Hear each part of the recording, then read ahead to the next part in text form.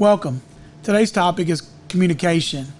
And that, whether it's, in the business world or if you're interviewing family members or what have you, one of the things you always ask, what's an area you can improve on, or what's an area that you've got opportunity?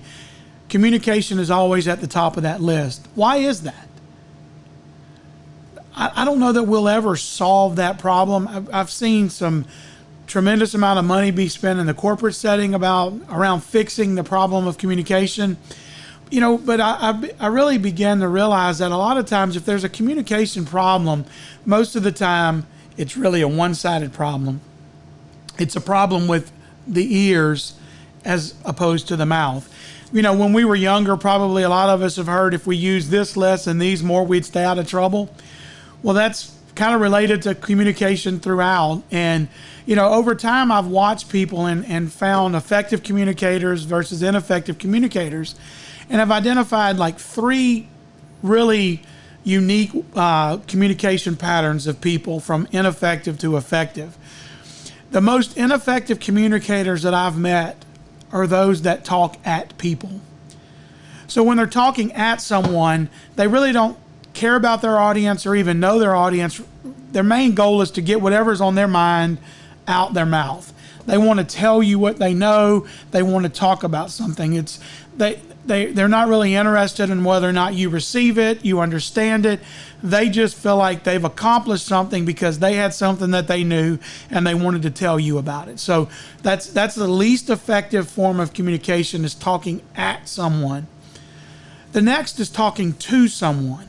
So this is a little bit more of an understanding of who your audience is. So you have some connectivity or there's some relation to the audience.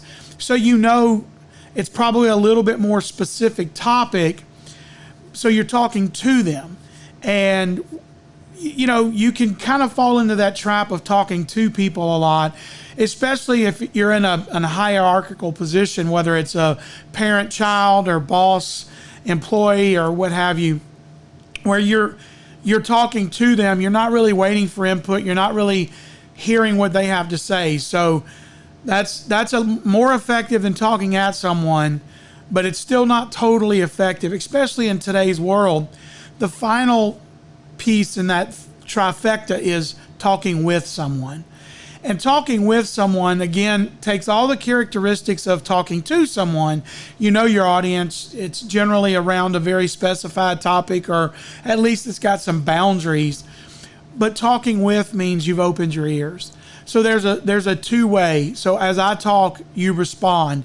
And if I listen, that will guide my conversation, and ultimately it will allow me to communicate better with you, to find out if you're truly understanding what I'm saying, and making sure that the outcome of that conversation is both relevant and something that can actually be delivered upon or executed on. So again, talking at someone, talking to someone, or talking with someone.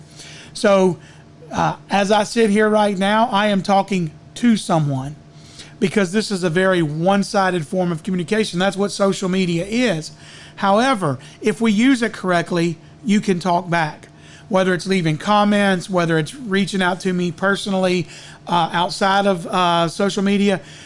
I welcome that two-way interaction, whether you like what I'm doing or you're affirming or you're telling me you don't like what I did.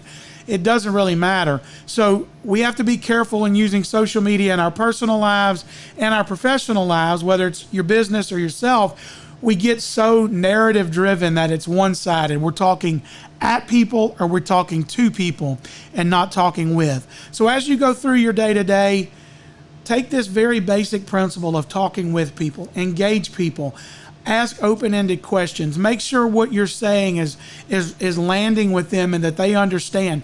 Even if it's not a task, even if it's just communication with your spouse or with your child, I promise if you find that, your communication will never be perfect, but it will improve.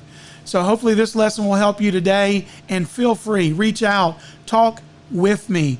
I welcome that. Have a great day.